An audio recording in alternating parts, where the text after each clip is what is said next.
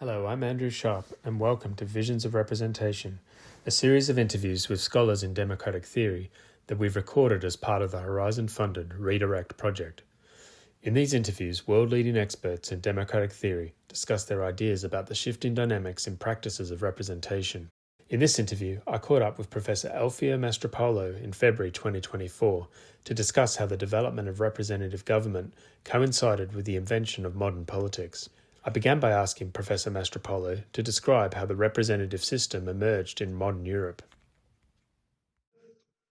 The origins of representative systems do not have a sharp date that you can establish. At a certain moment, we start representative regimes. After Glorious Revolution, it was Locke who told the story, new narration of what was happening, But the people on the ground who lived what was happening, they thought they just were establishing limits to the power of the king, that the idea that was containing the role of absolutism. They were even accepting absolutism. If you ask them, what makes the difference between France and Britain? Well, the difference that here, that's something that Montesquieu discovered 50 years later. So that's separation of power. They lived separation of power, but didn't know that it was separation of power, and this was changing radically the system and the regime. I think this is an interesting aspect, because the people who live very often don't know exactly what is happening. Commons and lords somehow were competing with the king. But it was a competition, a very soft competition, because there was an agreement between them. After the Glorious Revolution, there was a great agreement between the Queen and Parliament, the King and Parliament. They decided who the king was supposed to be. They decided that James II was fired, and they recruited the new kings and a new king and a new queen somewhere in continental Europe, and they took him to London and crowned him. That's what happened, But most probably they didn't expect to see this system change, and they didn't expect that fact that elections and that the fact that the validating their power, the power of the representative member MPs through election, would start a competition for elections. Nobody thought it. There were, I think that 60%, even more, of the seats of the House of Commons were uncontested. So they didn't even have the idea that was a competition of power. So it started very softly. So it took until the mid-19th century, the fact that great part of the seats at the House of Commons were uncontested. So, but it starts. And so it starts, and the people start professionalizing in this work. This is an extremely interesting aspect. So they become specialists, they become professionals. So there is this competition for power. And the interesting aspect that people, instead of killing each other, instead of making real war that was before, they decided that competition could be run through elections, counting votes, through campaigning, electoral campaigning. So they started. There were the professionalizing of from the professionalization of the army. That's something that Elias. That's one of the stories that are told by Elias. It becomes a professionalization, of the electoral politics, of talking in parliament, of speaking public, going public and speaking. It was professionalization of electoral advertising. And this grew until the moment of great parties entered this process, took part in this process, and became the main actors, because they were much more modern, and they had a mass scale. They could mobilize millions of people, and so on. Say that representation is an instrument for making society. Its representation means, or representative activity, recruiting voters and loyalized voters, in the long run. Well, it meant several things. It meant constructing social classes, for instance, and it constructed also links within people, creating links that lasted for decades. People were socially situated through representation. I'm the voter of a working class party. I'm the voter of a bourgeois party. But if I'm the voter of a working class or a bourgeois party, I'm part of the working class. I'm party of bourgeoisie.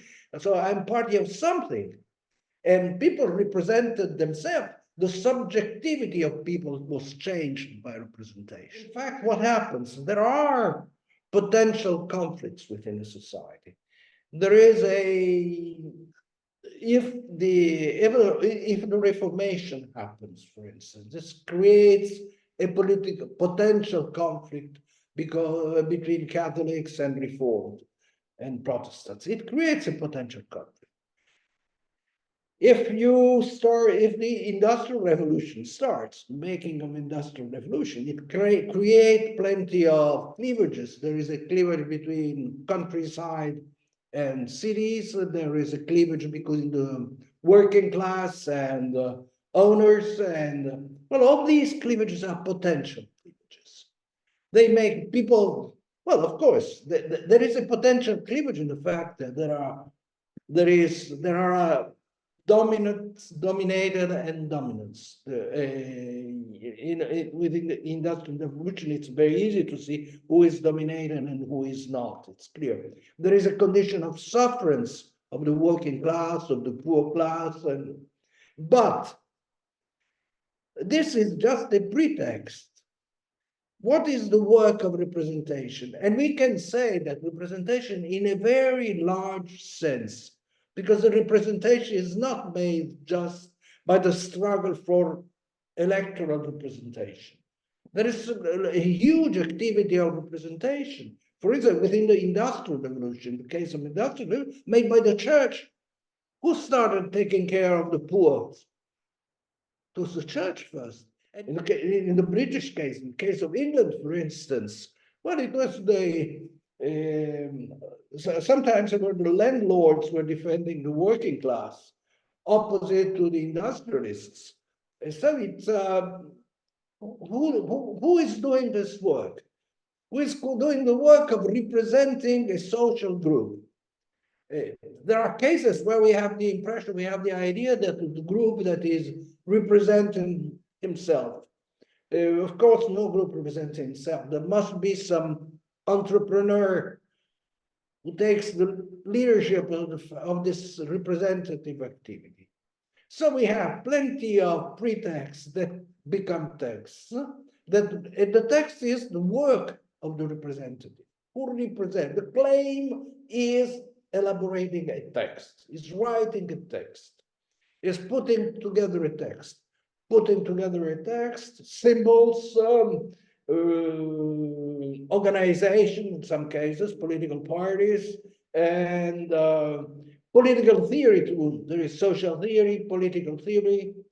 Think of the huge, extraordinary role that Marx and Engels had when they wrote the Manifesto of the Communist Party.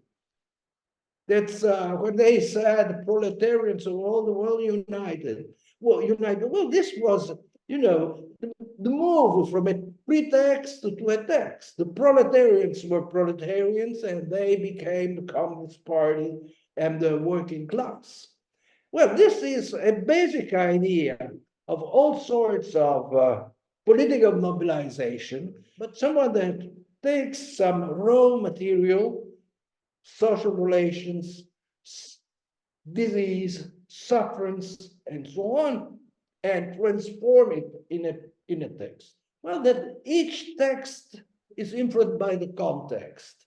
There is a social context, there is a political context, so there are competitors. Mm-hmm. In a Catholic country like Italy, things went totally different in a totally different way from a country which was not Catholic like Britain in working in creating the working class, in representing the working class. Because the working class in Italy, the socialist leader had in mind all time long, they were competing with the priest, with the church, that the church has an enormous role in the Italian society, that Italian society was a backward society. In England, in Britain, went a totally different way for several other reasons, So this changes a lot. So a party represented is constructed not only by himself, but it's by itself. It's created by also by its competitors, not only the surroundings, competitors. It's the context, it's the very competition that changes the party and changes their positions. Maybe it might be a good example. Let's think the story of populism, the success of populism. Populism started to be successful. The first populist parties start mid-80s. And now that we have seen what they do, now that have found out that we could find out whatever their ideas, the programs, what they do when they are in power and so on, we find out that they're strong, real, I'm not saying nature, but their vocation is to be nationalist party, nativist party. When these parties spoke on behalf of the people, they were willing to speak on behalf of the nation, all people, without class divisions, without race divisions, because they were nationalists since the beginning and so on. So this is how the context works. The context are the constraints of the political market in a very wide sense, I would say. The idea that representation in 18th and 19th century, mainly 19th and 20th century, was building stable armies of voters. So these voters should be recruited, and should stay within the party all their life long, which happened because people started, and generally, usually, they inherited from their family their political belongings. It's if we study, who has been working on, for instance, with long run interviews and asking people, you see that there is a strong the link between generations, political links between generations are very strong because we are socialized within the family. The socialization is reinforced by the party, is reinforced by the newspapers you read, it's reinforced. So the idea was building stable arms and competing these stable arms one against the other. And I make two examples. I say that the political loyalties are a bit like religious loyalties. Conversion is very rare. People don't change religion so easily. It's quite impossible, If you're Catholic, it's very difficult to become a Protestant and vice versa. And of course, if you are Muslim, you'll never become Protestant or Catholic. And the other example I make is a bit less serious. It's football loyalties. I don't know what's the experiment. In the Italian case, for sure, nobody will move from one football team to the other. It's you don't choose. You choose when you're a child, and then the most probably you inherit by your father, your uncle, your grandfather, who takes you to see a football game, or with whom you see a football game on television. And these are political loyalties. So parties were used to build these loyalties. And I think that these loyalties, I'm persuaded that looking at turnouts and voting behavior, these loyalties still today are very strong. Great majority of people, very high potential people, don't change their loyalties. People now, since I'd say more than half a century, are quite angry with politicians. Anti-politics has become, a very common posture by the voters, but people don't go to vote, don't they prefer not to vote instead of changing laws. But there is this small minority of voters who move from one party to other, who are movable. Well, I'm not saying they are opportunistic voters. They have several reasons. Maybe they are people very cultivated, but the number of people who move from the right to the left in each elections in Italy, or to left to the right, is very small. It's how to reach these people. And reach these people, it's not made through the making an effort of loyalizing them. The parties don't make any effort.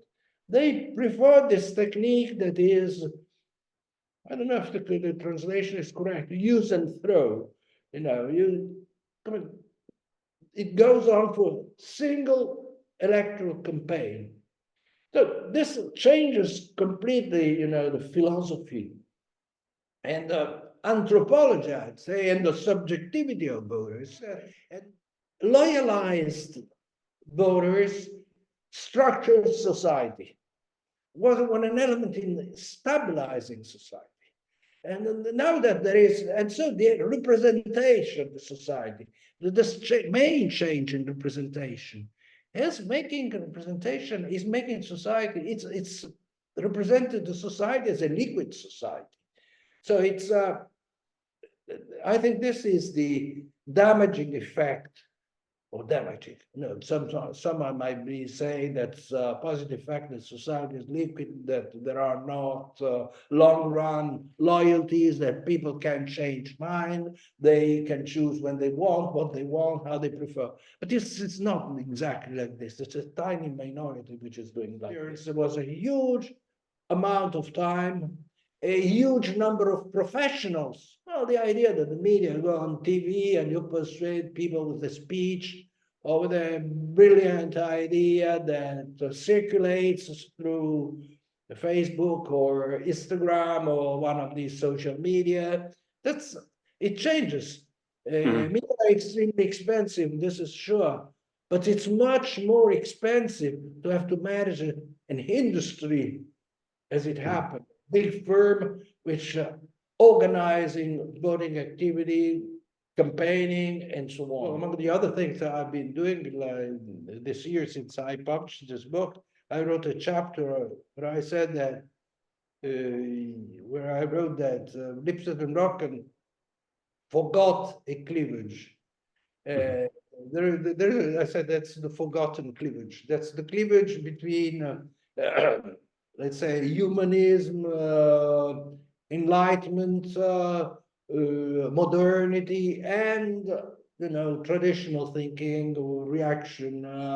So there is this link because, well, all our societies have this strong division between a modernist part and a traditionalist part, with its theory, its professionals, its intellectuals, its books, its journals. It's a very strong structure within our societies that we have forgotten for several reasons because, well, the great success of post-war development, the welfare state. It seemed that everything went well, that the idea of progress and so on. But at a certain moment, these networks started to mobilize. So it was the collapse of the European productive system. And so it has been a crisis. These last 50 years have been years of sufferance for the working class for sure, but a great part of the middle class. So, well, they came, they reappeared, they said, we are here. And how did they reappear? They didn't say we are nativists or nationalists or we are fascists, because fascism doesn't come back. Fascism was a military organization. They are not.